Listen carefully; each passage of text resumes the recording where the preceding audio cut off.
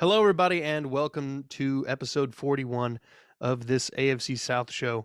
I'm your host, Curtis Brown, and with me, as always, is Blake Bellamy. Blake, how you doing, bud? Good, man. Caffeinated up and ready to talk this draft. Speaking of the draft, we have a very stocked, very loaded mock draft of the first round for obviously Thursday's draft. We will be getting to that, but first, out of the NFC West, Deebo Samuel has requested a trade, and there have been obvious links to the Colts, who obviously need a wide receiver, but they don't quite have the draft capital. And then I just read an article that the Texans are emerging as a favorite to land Deebo if he were to get traded.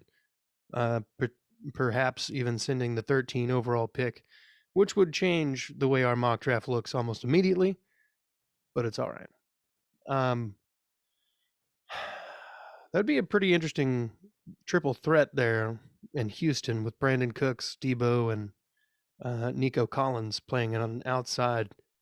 So, I mean, that would be interesting to see. I don't know if necessarily it's going to be the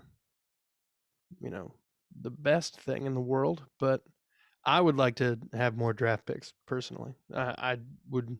This draft has a lot of wide receivers in it, and I think we could find somebody who's maybe not a Deebo Samuel, but somebody who can do something slightly different or slightly better. I don't It'd know. also be much cheaper for at least 4 years. Whereas if anyone trading for Debo is gonna have to trade a lot, like at least one first rounder, and then also pay him a lot of money. Yeah. So with the extension there, I mean, Houston still got a lot of dead money from the Deshaun Watson trade, and I think they've got like 26 million in cap space. They could make it work, but I don't This year think though it's it the wouldn't move. matter. Next year would be when the money would really kick in because whenever they re-sign him in, yeah, he's still got his rookie deal at least Yeah. cap wise. But yeah.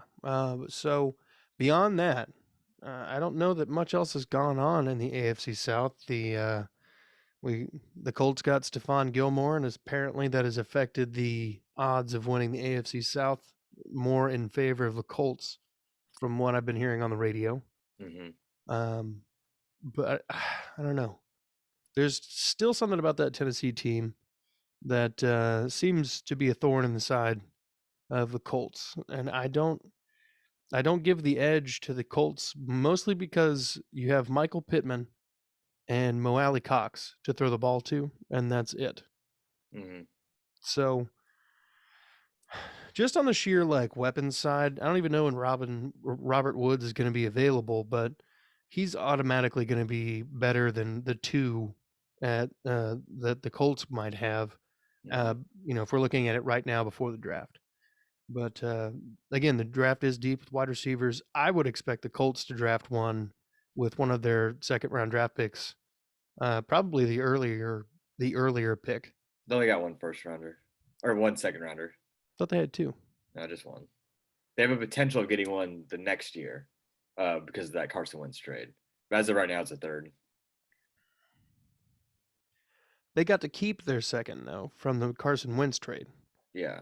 Because it converted to a first. So they should have their own second. They just have 1 second in the second round. Are you serious, Clark? Yeah. He's looking. You can tell by the glimmer in his glasses. Yeah, just the second round. They have 42nd, 73, 122, 159, 179, so on. I could have sworn. Anyway, not the point. So I imagine that they'll go wide receiver with their first pick in the second round. So there's gonna be a lot of them. Yeah. So I mean, even with that, I think the Texans are probably long term better served to hold on to the number 13 pick, and or trade back for number 3 and get something before 13. Mm-hmm. But yeah, you know what? Let's get into this mock draft. How do you feel about that? Good. Oh, one thing too, AFC news. Yes.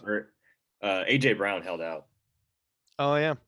Do you think they'll trade him, or do you think they'll re-sign him? I think they're just gonna kind of bluff him out. He's still got another year on his deal. So I think the teams are kind of trying to put like a tamping on this whole situation across the board because quarterbacks already can pretty much hold a whole franchise hostage. Mm-hmm. And if they start letting wide receivers do that, then the floodgates are really about to open up for all of it, really. Mm-hmm. And I think it's just going to get a lot of really, really high payments out of control. Kind of Yeah. like, yeah, I don't know. Mock draft. Mock draft. All right. So, beginning the mock draft, obviously, this is us, interpreting what we think is going to happen. And there will be, in our mock draft, only the picks that are currently available to the teams. We didn't do any trades. We took it as is. So, with the Jaguars on the clock, the mock draft begins.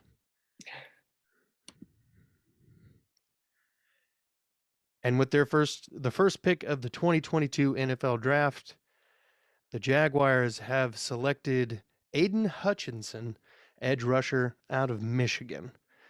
I think this automatically would upgrade the Jags' defensive. Then give somebody opposite Josh Allen, like some sort of.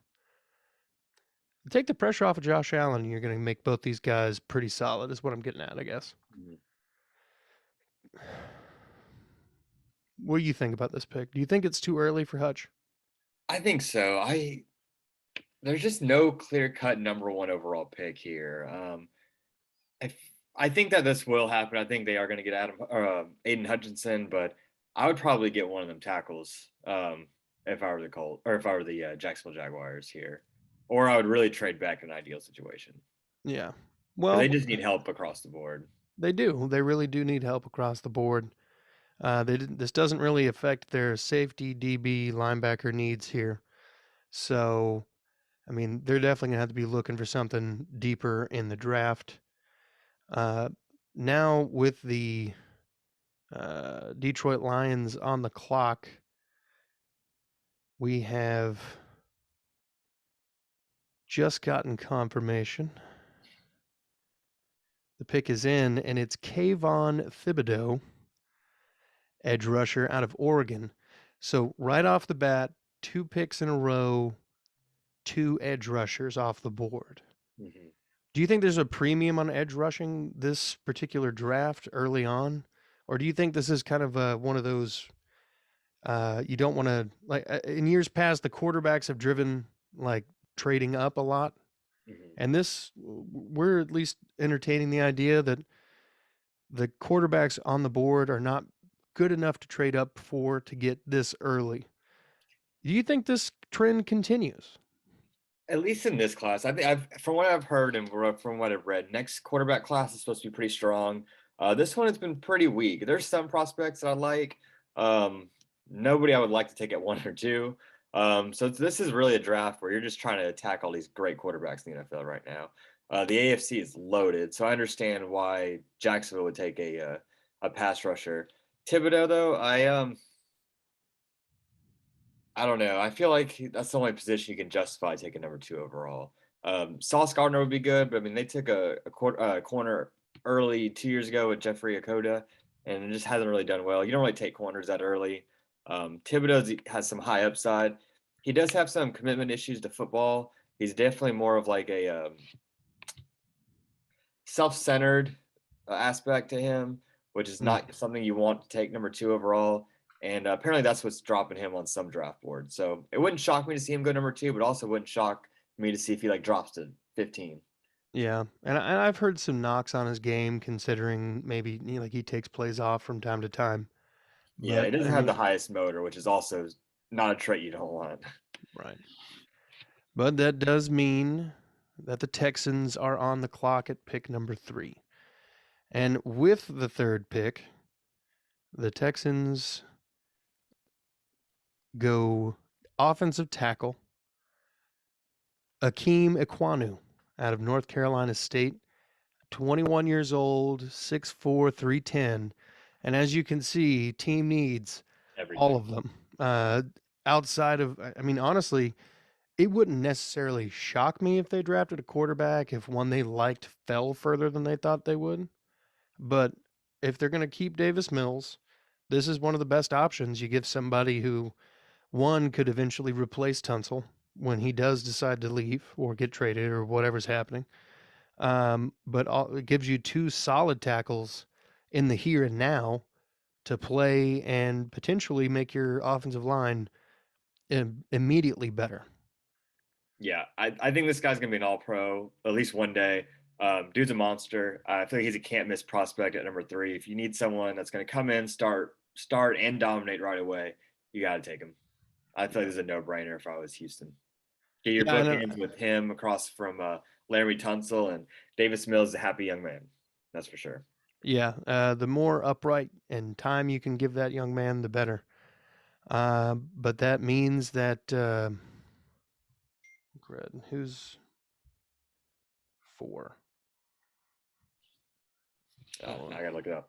Hang on. It means the Jets are on the clock, and the I like this pick too. The Jets need a lot of help in a lot of different places, and they probably need a little bit of sauce in their life, and that's why they're going with Ahmed Gardner here out of Cincinnati, a 6'3", 190. So he's very lanky. I've seen a lot of him just blanket coveraging basically anybody. So this is a good pick. I don't have any problem in the world with this pick at all. Yeah, it's not I mean, it's a need. The Jets need everything, but right here they're just going to get their next Darrell Rivas. This guy is going to be a lockdown corner for the next 10 years, and he's going to sell some jerseys and put some butts in seats. He's going to sell tickets, and he's going to be a stud in the NFL. Yeah, I don't understand the hype with Stingley over Gardner. Gardner, not to knock him, but he's no Gardner. He's incredible. Yeah, and Stingley had a couple basically couldn't match the production he had after his freshman year or whatever. Yeah. So you want someone that's going to get better every year, and Gardner. Yeah, guy's just been dominant since he stepped on the field. And that definitely helped Cincinnati get to the BCS playoffs last year. Mm-hmm. But the Giants are on the clock, and they have a very big man in store. Charles Cross, offensive tackle, SEC boy from Mississippi State. He is 23 years old, or 22 years old. Scheisen. No, he'd be 21. 6'5", 307. Charles Cross is a really athletic big man.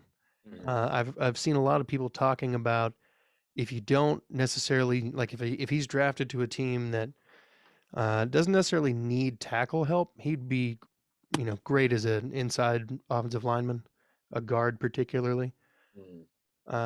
Very smart player, very instinctive, and I think wherever he ends up, even if it's the Giants, I think they're going to be getting one hell of a player. Mm-hmm. But let's see. Panthers on the clock now. And they go out of Alabama. Offensive tackle, the third offensive tackle taken today. Alabama junior, Evan Neal. Yeah, we're talking about big boys. Yeah, it doesn't get much bigger. I think only, do you remember, was it Bryant McKinney, the Yes, offensive tackle? That dude was huge. I think he was probably about the same size as this guy. I think Jonathan Ogden was also about 6'8". Yeah, he was a big man too. So this definitely helps. They let one of their better tackles walk last year in free agency, and now they have somebody who can potentially plug in and play on either side. And he is a big man, and he's going to be pushing other big men around for years to come, provided he doesn't absolutely just get devastated by injuries or something. And I was very tempted to mock a quarterback here as well. I mean, Sam Darnold, he's just garbage, man. He's not very good at football. So I wanted them to put a quarterback here. I feel like they might end up getting Baker, but we'll see. I feel like it was too early to get a quarterback here. Like if there was one taken, then I feel like if someone takes a quarterback before Carolina does at 6, then I expect them to take one. But as of right now, they can't pass up on Evan Neal. No, and you'd be hard pressed to do better at that point. Giants on the clock with their second pick of the first round in the top 10, no less. And they go wide receiver out of USC, Drake London. 6'4", 219. He is the lengthy kind of body that you're looking for. And I think the Giants desperately need this kind of lengthy player who could potentially be your red zone threat. But I honestly they needed to do something about quarterback because Daniel Jones ain't it. No, he's not it. I think they're still going to roll with him this year. They might take one if someone falls them, maybe in the second or third round. They might take one, but I don't see them taking. I think that would just demoralize Daniel Jones. Yeah. But Drake London, pretty solid player, pretty good pick. Maybe picked more out of I don't know. Maybe they just felt more pressure to get him. I don't understand. I would have traded back. I think you could probably get him a little bit later if you really wanted to save the pick. Yeah, I think this is a reach. I'm not a huge believer in Drake London. I think that he is going to probably be the first receiver taken off just because everyone's been putting him real high. But yeah, there's a lot about 5 of the receivers I'd rather have than him, honestly. Yeah. And the Falcons are on the clock, and they go center out of Iowa, the redshirt junior, Tyler Linderbaum. Some people consider him, one of the top 3 interior offensive line prospects in this entire draft. And it seems that the Falcons share the same mindset. I imagine that he'll probably slide into center because they have a pretty good young right guard in, I think it's Lindstrom, I think is his name. Okay, I have no idea. It's a similar name, so that's why I thought this was funny. But Linderbaum comes from tight end university, essentially, Iowa and Iowa State. Then, for whatever reason, it's always tight ends out of there, and offensive linemen. If I'm not mistaken, I think DeCastro came from there too. Yeah, and he's gonna be playing with a very good tight end Kyle Pitts if he does go to Atlanta as well. Yeah, I could see a quarterback going here, but he's also Tyler is he's also another can't miss prospect, and then having him at your center for the next 10 years is something you can't pass up. Absolutely. And at 22 years old, I mean, you're going to have him around as a young man for at least a solid 8 years. But let's move on to the next pick in our draft. The Seattle Seahawks are on the clock, and they need a lot of things. Yes, they do. But they go Derrick Stingley to address the corner need, and boy, did they have a corner need. Yeah. This is a true junior, 6', 190, out of LSU, Derrick Stingley Jr. to the Seahawks. Not a bad pick. I mean, yes, he had a better year as a freshman, but I feel like that's more indicative of the kind of competition, the team he was on, the competition on the roster, the talent they were particularly playing. Plus, I feel like when you're in college and you get a reputation as a good corner, they continue to try to press that. Yeah. Because everybody's trying to break everybody's draft stock. So. Yeah, and Seattle they do have a lot of needs, as you said, but they put a premium on defensive backs, and Stingley, he's a guy that people have him above Sauce Gardner. And in here, I mean, Gardner went number 4 overall. So if he falls all the way down to 9, I don't see Seattle passing him up right here. No, and I can't blame them.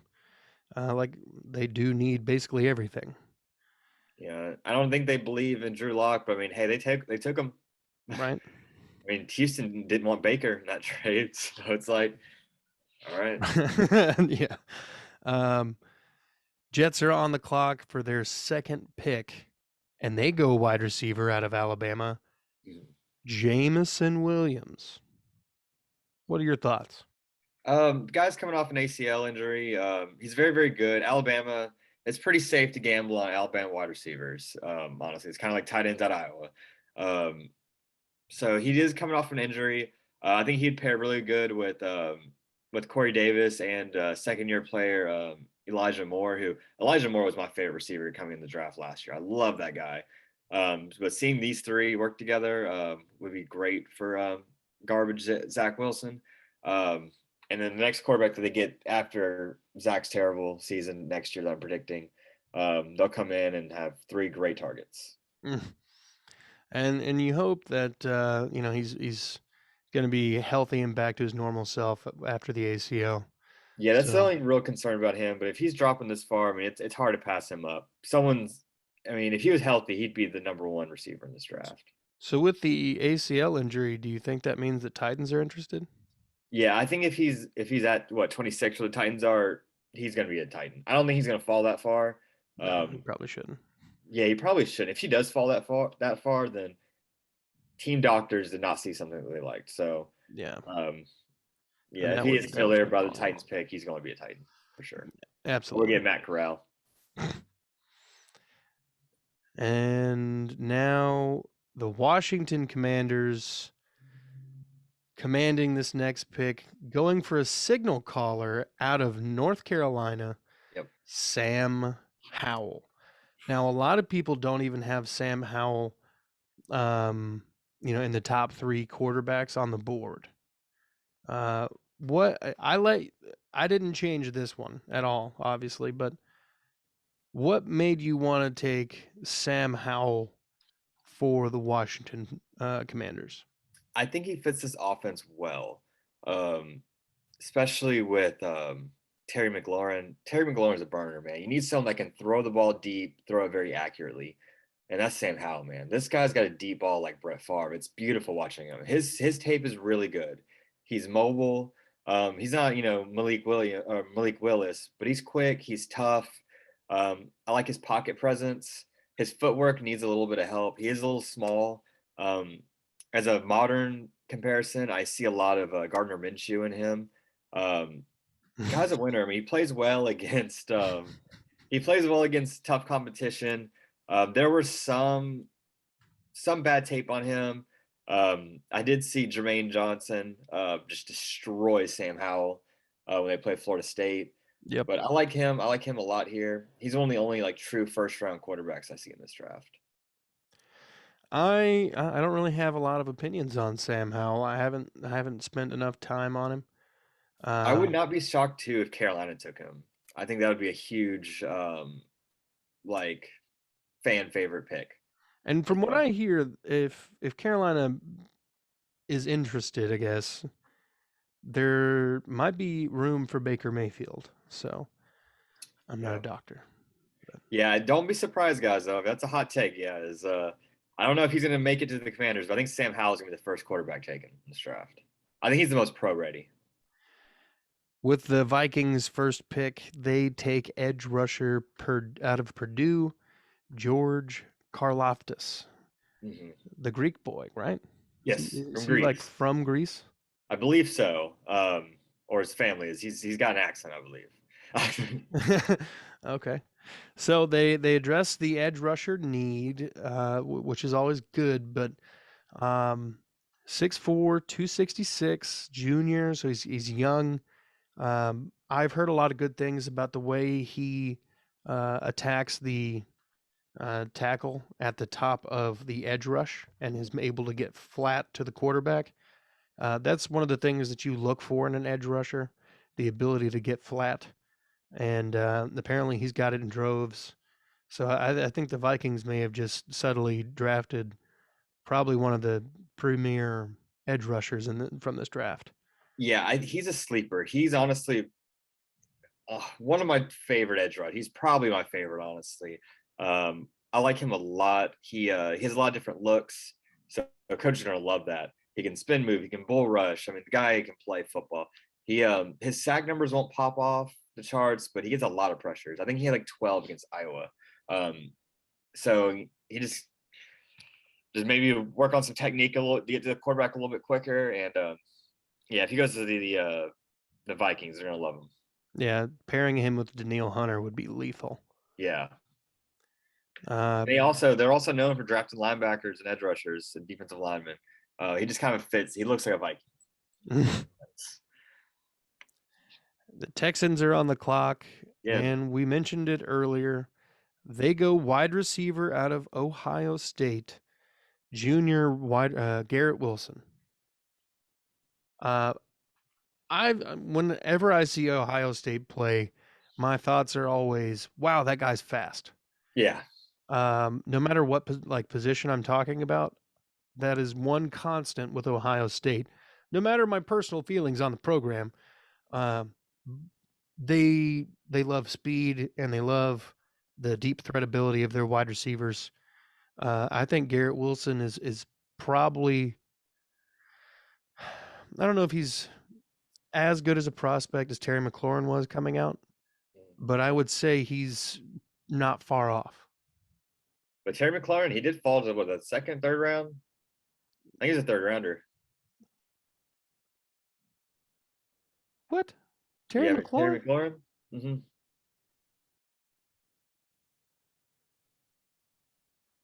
Interesting.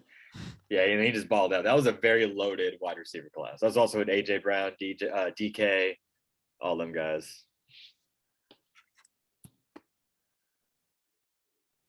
I'm doing a Googs. But yeah, with Garrett Wilson too, I see a lot of pick 76. Yeah, I see a lot of Brandon Cooks in him actually. So I think he would pair really well with Cooks. So that would be a good addition.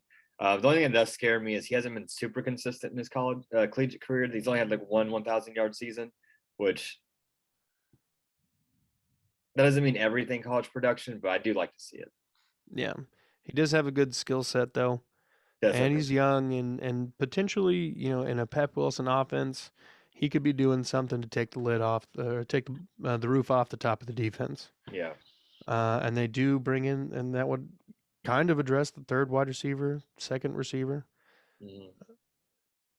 Up next, we have the Ravens on the clock. Mm-hmm. And it ends the fall. And Kyle Hamilton, the safety out of Notre Dame, is taken by the Ravens.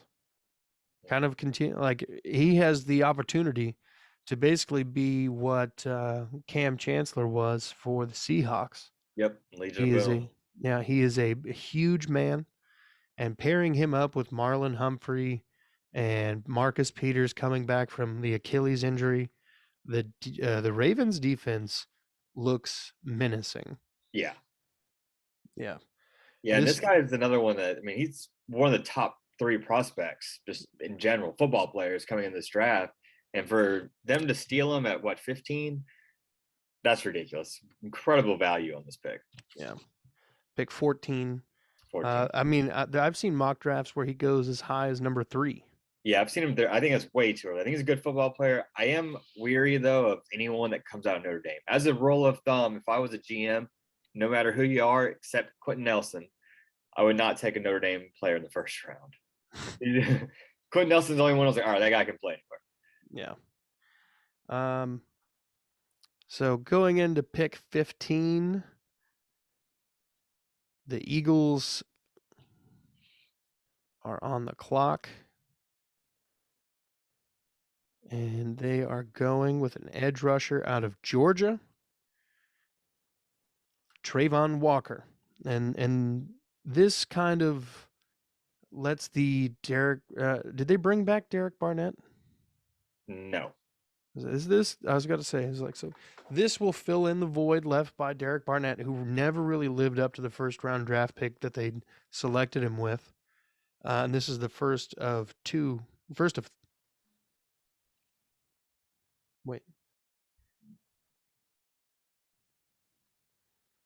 3 picks by the Eagles today.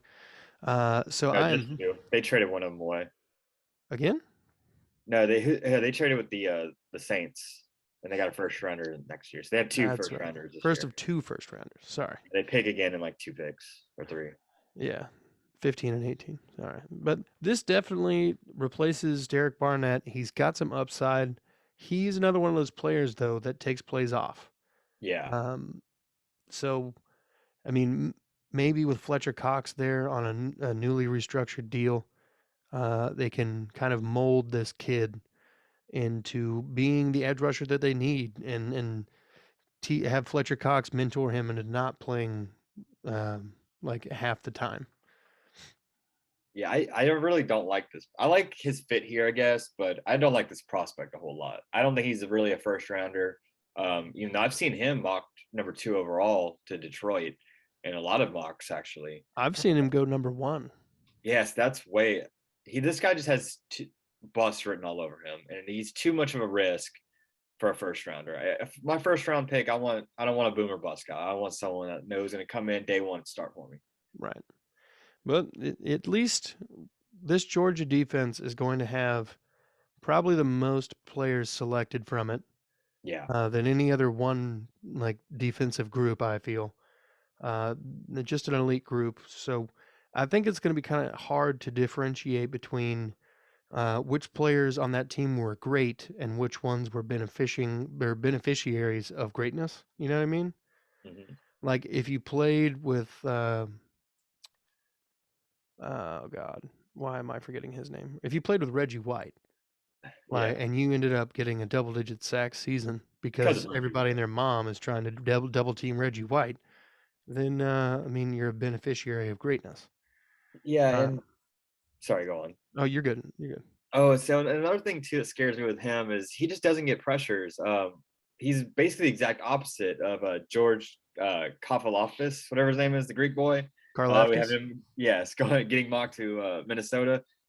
They're just 9 day different players, and I like Walker. He just doesn't get. He gets okay sacks. A lot of times they just kind of run into him because that whole defense is just dominant. Yeah, He has poor instincts a lot of times. I've seen open field tackles where he just misses or reads it wrong, and that yeah, scares me, man. NFL defenses are their playbooks are a lot more intricate, and their offenses that they're going to be playing against are a lot better.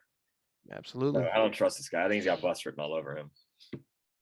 And we are officially at the midway point of the draft. Saints on the clock at 16. And they take a quarterback, Kenny Pickett out of Pittsburgh, a redshirt senior. Now, this is a kid who lit it up at Pittsburgh this last season. Yes, he did. Had an amazing redshirt senior season. Do you think that he is going to be the kind of quarterback that the Saints are going to be able to build around? Or do you think he's just, or is he like a Josh Rosen? You know, there's times I watch Kenny Pickett, I'm like, this guy can play football. There's other times I'm like, ooh, I don't know. So I could talk about this guy a lot. So the redshirt senior thing, that kind of is a red flag for me because he was never good before this year. So is it to the point where he's just built up all this experience and now he's a man among boys? That could be one thing. Or two, it just finally clicked for him, kind of like it did Joe Burrow in LSU. So it could be one or the other. He does have the very small hands, which is, you don't want that. That a lot of turnovers do happen. I know Joe Burrow also has small hands, but so is Tua, and he fumbles all the damn time.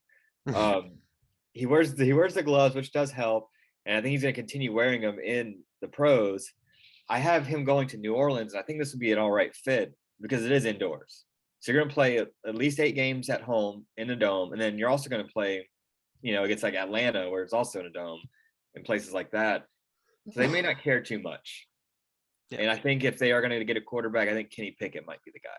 I don't see them going with Malik Willis or maybe Matt Corral, but I doubt it. If Sam Howell's there, I'd pick Sam Howell because Sam Howell is just a mobile version of Drew Brees, intangible wise. Interesting. Yeah, I've got a lot of opinions on these quarterbacks now. I've watched a lot of them, and my list always changes of who I like more and who I dislike. as it should, because things happen and you should change accordingly. Yeah. I'm not married to any of these prospects. I just call it how I see it. Pick number 17, the Chargers select a cornerback to pair with what was it, J.C. Jackson? Yeah. And They they brought also, in a lot of money. yeah, so they're continuing the bolstering of the defense in a very, very stacked AFC West. And Trent McDuffie has an opportunity to learn from some of the best in the business and go in there and absolutely be able to tee off on a quarterback and play mind games with the quarterback because you got Joey freaking Bosa and Khalil Mack Jeez. rushing the quarterback. This Uh, defense is going to be insane. I don't want to play the Chargers. Yeah, Like and then if you had Derwin James. It's like, oh Jesus. yeah, if Derwin James stays healthy, he's one of the best safeties in the league. Yeah. Um, Which I makes me kind of think that they might go offense just because of how loaded that defense is. But if they just yeah. really just want to just put a nail in the coffin, just continue adding to their riches on defense. Yeah. I think one of the biggest things they could do is if they didn't go defense again here, they got to draft an offensive tackle. They got to draft because somebody's got to replace Bulaga, and they need guard and center help pretty badly. Mm-hmm. Um, but at pick 18, Philadelphia again. Philadelphia, their second first round draft pick, and they are going wide receiver Chris Olave. Now, why is Olave going after Garrett Wilson? See, this one was a fit for me. I think they're both about the same, if I'm being honest. I do like the fit other one. Garrett Wilson, I think he blocks a little bit better. And I feel like they're just going to need that with Houston. I think Houston just needs someone that's going to be a little more well-rounded. This guy's a really big burner, Olave, which they're both fast, honestly. I just think that's how the cards fell. I'm not married to either one of them. I think they're both going to be good football players. I mean, yeah. I've heard rumors that the Eagles might trade up with the Texans to get pick number 3. Who do they take I at 3? Pass rusher? probably or a tackle. Yeah. Because they would need because Brooks just retired. Lane Johnson's in like 31. I'm trying to think, and their center just retired. They'd probably draft Linderbaum if they traded up, but Yeah, Linderbaum was, I think they're at 13, right? no, No, they would be he's not at trading 8. for pick 3. That's Probably. early for center, but yeah, I can see it. I mean, it's possible. I'm not saying it's likely. I'm saying it's possible. True. The Uh, Eagles always make the bad decisions. They might take a punter here. they're not the Raiders. Yeah, they've done that twice, I believe, the Raiders. Mm-hmm. Then they Shane Locklear in the second. And they drafted a kicker, I think, in the first one. Yeah, Sebastian Janikowski. Yeah, Sebastian Janikowski. God, what a dysfunctional team. Pick 19, the Saints, their second first round draft pick. They go offensive tackle to replace Teron Armstead, Bernard Raymond.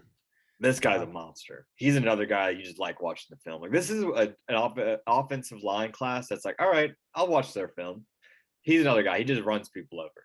And Saints, they just got their quarterback. Now you're going to get the guy to protect them. So you got to buy your house and then get the insurance check right here. Buy a house, get the insurance, set a fire. Now, I think Raymond's one of the. It's harder to get a really good read on Central Michigan because the talent that they particularly play.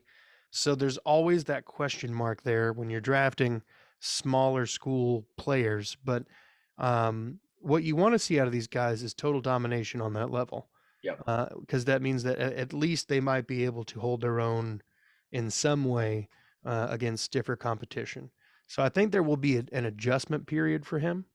And he's one of my picks to be a huge boom or bust because he's either going to sink or swim. Yeah, I can see that. But for now, it addresses the tackle spot, and I think that's a solid pick for the Saints if it works out for them at all. Yeah, and he is. I mean, he's a workout warrior, and that dude's big. I mean, you saw his fucking biceps right there. That dude's 303 pounds and he's jacked. So you Yeah, want to see that with your tackles. Very athletic guy. it's very true. Steelers now at pick number 20. They go wide receiver, looking to replace Juju Smith-Schuster, Yep. and they pick Treylon Burks, a 6'2", 225 junior from the SEC. This man looks like he could run through a wall. Yeah. I mean, he is just stacked. Look, he's got the thick legs like a running back almost. So, I mean, this man just looks like he's ready. Yeah, he's a very interesting prospect. He's another one. I would not be shocked if he's the first receiver taken this draft. I think somebody might fall in love with him, like I can't pass up on him, Yeah. and they might take him early. I think if he does fall here, I know there's been a lot of talk about Kenny Pickett, who's gone in this draft, this mock draft, or Malik Willis.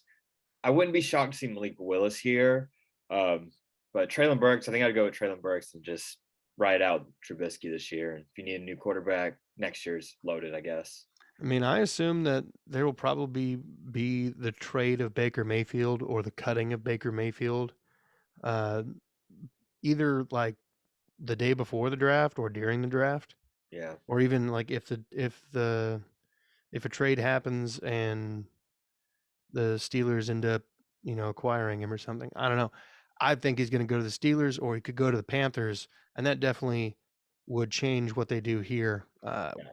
What anybody would do here, I guess. But at pick 21, New England is now on the clock. Everyone's favorite team to hate. Facts. Like just suck once. One time. The Patriots choose cornerback out of Clemson, the 6-foot junior, Andrew Booth Jr. Now, what about this pick just screamed Patriots to you? Well, they did need to replace J.C. Jackson. This one was a pick that I made really because of the draft board. I was considering putting that linebacker from Utah. His name's escaping me right now. Devin Lloyd. Yeah, him. I was thinking about putting him there, but I was like, Andrew Booth, I mean, I don't know. I feel like you just really need to play this corner. AFC, like I said earlier, it's just loaded with quarterbacks, so you need some interceptions. A middle linebacker isn't going to do it for you. So you're going to get a corner, lock down, Tyreek Hill. You got to play against him twice a year now. And then whoever the Jets pick at receiver, and then you have AJ and Elijah, or Corey Davis and Elijah Moore. So I'd go there. If anything, the Patriots can just hope that he's related to John Wilkes, and he can just start killing these wide receivers, man. R.I.P. All right, R.I.P. Lincoln. That was pretty funny.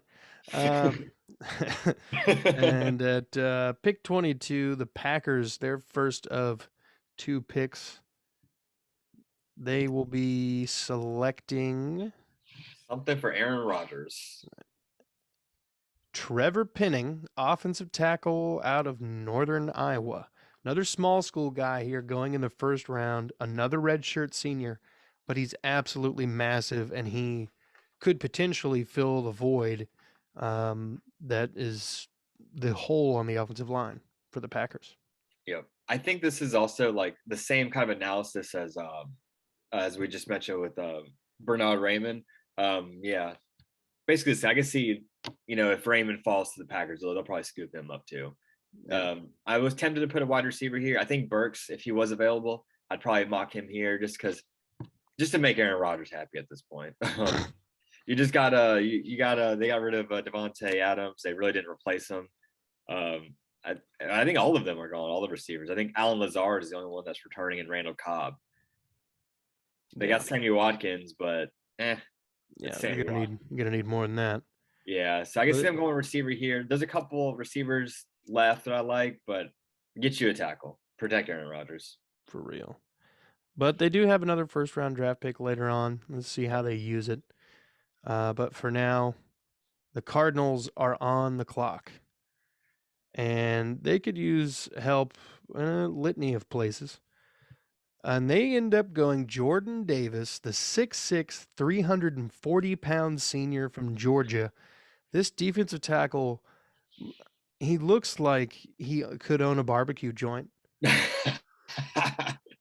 Like He looks like he'd eat a barbecue joint. That is a big man. That's a lot. This is a mammal right here, dude. I for real, like I would be terrified to like play against this man. This dude is Yeah, huge. Um, regardless, he is a strong offensive line wrecking machine, yeah, and I pity anybody who's got to play the Cardinals right now because you got him, you got J.J. Watt when healthy, yep. and the draft isn't over. And I'm not sure who else they've got. I know they They let got rid Chandler of. Jones Yeah, walk, he's gone. so uh, they don't. I don't know that they have anybody that's super crazy at edge rush, but this definitely fills a void that they needed on the defensive interior. Yeah, I don't see him playing at 340 though. I think they'll probably drop him to 320, 325 maybe, because he's really big right now.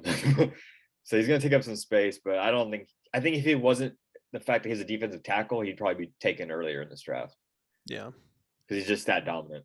yeah, and he's 22 years young, and I think he's going to be. He's got potential to be a very dominant force in the league for a while to come. Yeah, I do see a lot of Fletcher Cox comparisons, and that's a guy you'd like to be compared to. Absolutely.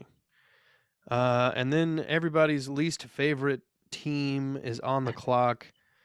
The Dallas Cowboys select linebacker out of Utah, Devin Lloyd, redshirt senior, 23 years old, 6'3", 237. Um, there's a lot to like about this player. From what from what I understand, he's very instinctual. Yeah. He plays fast and he plays hard, and he doesn't miss a lot of tackles. And he's apparently really good in coverage. Yeah, he's very well rounded. He's very, as you say, he's smart. He's athletic. He's a team captain, redshirt senior, so he's got a lot of experience. He's going to be ready to play in the NFL day one. This is really going to be a Leighton Vander Esch replacement. I don't see him starting right away, unless he does beat out Vander Esch in camp. But put him right next to God, what was his name? The Parsons, Micah Parsons. Yeah, It's going to be a dangerous linebacking group, and I think Devin Lloyd would fit right in there, real good. I absolutely agree. The Bills on the clock, and the Georgia trend continues. Yeah, Um, Devontae Wyatt, defensive tackle out of Georgia, 22 years old, 6'3", 304 pounds. This fills a need that they really haven't had filled since like Kyle Williams retired, which is just a big, powerful presence in the trenches who can just bully you around. And he has the potential to do that, just like Jordan Davis does. yeah. So I give this would be like an A+ draft right here for me if the Bills took this man. A solid pick. His issue though is he does have off the field issues. He's had multiple domestic violence arrests, and that Oh, he's well, been taken off of several draft boards entirely. interesting. Still wouldn't shock me if he goes first round because of talent. Because a lot of times, like they don't care; they want to win football games. Right. And Buffalo's done so much to help out their offense that I think they're probably going to take the best defensive player available, and it's probably him. Yeah. Titans on the clock though at 26. Now we had been talking about maybe they draft a wide receiver, maybe they drafted offensive lineman, and they go Zion Johnson, the guard from Boston College. Yes, I like this pick. That definitely fills a need. Titans have a terrible offensive line as it is right now, so there's no way they can address it. They don't have a second round pick, so unless they trade back and get more, um, I would take Zion here. He's smart, he's athletic, and Mike Vrabel always signs, trades, drafts people that he knows. His son plays at Boston College, so he does know Zion Johnson. Um, and dude's brilliant. He's a like a mechanical engineer. So he's going to school for. And you at guard, offensive line, you want someone who's very smart, very versatile, Mm-hmm. and great football player too, Yep. with a lot of experience. So I think he'd fit great in Tennessee. And he would definitely do great to fill the Roger Saffold void. Yep. Um, so hopefully that would be the pick for him. As the Buccaneers, who are still being led by Tom Brady, are on the clock, and in an effort to help Tom Brady stay upright, they draft guard out of Texas A&M, Kenyon Green. Uh, this is after Ali Marpet and Alex Kappa have left the organization. So I expect them to go guard and center heavy, trying to find the next set of guys. Mm-hmm. Um, I mean, yeah, I mean, I don't know who else they would draft, because they still have Vita Vea, who's a mammal of a human being, Mm-hmm. and then I think Ndamukong Suh re-signed still. Yeah. So, and he's 35 or whatever, but still throwing people around. Yeah, and Uh, Green, he's someone that could also just he would benefit from sitting for like a year because I mean he with A&M, I kind of feel bad for the guy because they moved him around so much.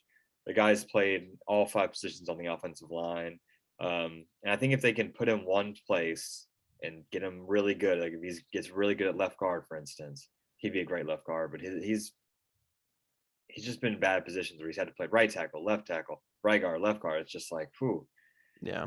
it's hard. Yeah, but at least that gives him some versatility to wherever they do end up playing him, he's going to be able to do it. So, Yeah, he's a jack of all trades, but he's the master of none. well, that's just a college game for you. So, Mhm. like you said, I mean, perhaps he gets in there and they find one particular spot for him, and he finds a way to flourish. Yeah, and he's gonna go to a good team. Like I think like a Jackson would ruin him. I feel like he'd be much better going to a good organization like this as opposed to like a bottom tier team Yeah. where they just don't know how to coach him. Packers on the clock again, and they go wide receiver out of Western Michigan, Sky Moore. This guy's fun to watch. I love him. I would not be sad if the Titans took him. I don't know much about him. I'm not gonna lie. So what is your synopsis of this fella? He's small, but he's very, very fast. His route running is beautiful. He makes everybody miss. He's very elusive. He can break tackles. There's really nothing this guy can't do. Run blocking isn't his best, but he is mostly a slot guy. But he can play on the outside. With his size, I definitely think he's going to play inside in the NFL. And that's something that Green Bay needs. And I think Aaron Rodgers, you got him his offensive tackle in this draft, then get him a wide receiver, and they might be, they might not lose this next NFC Championship game. Well, not unless if Let's San say, Francisco's there, it's over with. yeah, it's over with. But the Kansas City Chiefs are on now, right? Yeah. Yep, Kansas City, their first of two picks, and they will go Jalen Petrie out of Baylor, the cornerback, redshirt senior. He's got decent size for the position. He plays at a decent school. Uh, I assume that he's more of a zone coverage corner based on his size. Mm. Yeah, and it's just someone. This fills a need. Um, it's no surprise that their defense has struggled lately. They've always been an offensive powerhouse. They didn't have to worry too much about their defense, but putting him in the late first round is a good spot for him. Yeah, and with I mean, they've just been able to get torched by whomever on defense. So I think they're just trying to throw bodies at the problem. Yeah. But with their second consecutive pick, the Kansas City Chiefs go a different route. And they select wide receiver out of Penn State, Jahan Dotson. Now, I know he had a pretty solid year, Yeah. and I think with Patrick Mahomes, any wide receiver has the chance to be the next great thing. So, I mean, this is one of those picks that I believe that they got from Miami, right? I think so. This guy, he is incredible. He's another one like Burks. I wouldn't be shocked if someone falls in love with him and then takes him very early. I would be shocked if he is here at this point. Um, and he's one of those guys that you look for traits when you're scouting receivers and really any player. You want to make sure there's improvement every year. This guy, every single year, he's gotten better. I think he had like 12 touchdowns this season, 8 the year before. The guy's just insane. He bullies people. He's a great run blocker. There's nothing he can't do. He is undersized, but he plays a lot bigger. Like I'm kind of shocked that he's only 178. I expect him to gain some weight in the league, but this is another guy that's a sure thing, I believe. Oh yeah. Penn State does pretty well with running backs and wide receivers. So the Bengals now on the clock at 31. And if we all remember the Bengals' big bugaboo, it was the fact that they couldn't block for Joe Burrow. So what do? They draft a guard out of Memphis, Dylan Parham, redshirt senior, 6'3", 311. And the idea here is that he can just be plug in and you're good. He is a very smart player. He plays very aggressive. I've seen some blocks of his where he's just annihilating people. So in theory, they're getting just a huge mauler. Mm-hmm. Yeah, talent wise, he's up there, but a lot of people think this might be a reach. There are, I've seen him as low as third round. I don't think he's going to make it to the third round. Yeah, exactly. Just because he did play for Memphis and he is a victim of being a guard where they're not super highly valued. Like everyone's going to take a tackle over a guard. Yeah. But he's a monster. And yeah, I mean, this is a huge need. And the Bengals, they can't pass up on him. No, at this point, they should be looking for any possible thing to help Joe Burrow keep standing. Yeah, I think they'll take just the best interior offensive lineman at that point, whoever's there. And I think Dylan Parham is the best one. Yeah.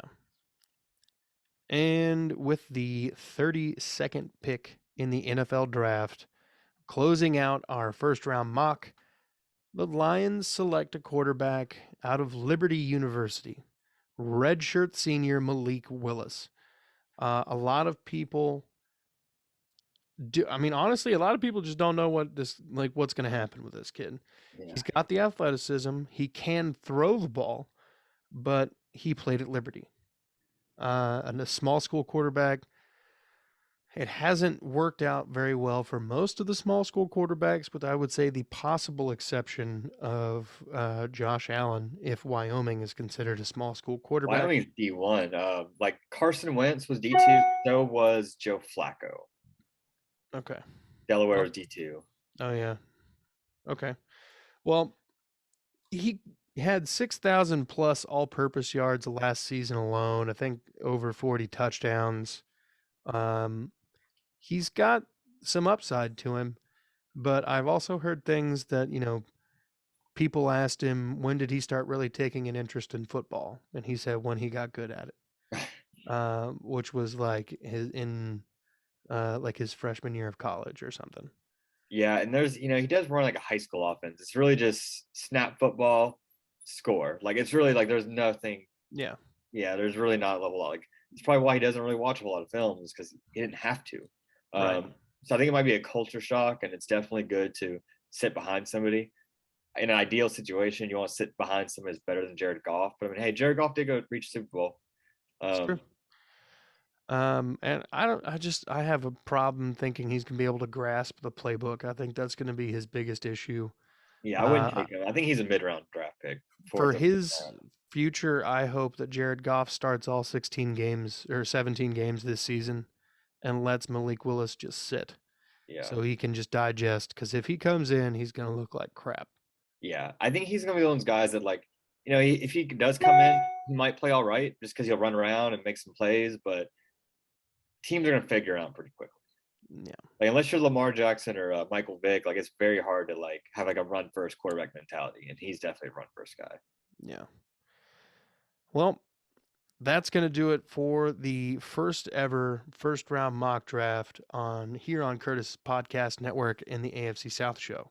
And that's going to do it for today's episode. Pretty big one with the mock draft. First time on the show. Next week, though, we're going to have another first live episode in channel history. Not just this podcast, but channel history.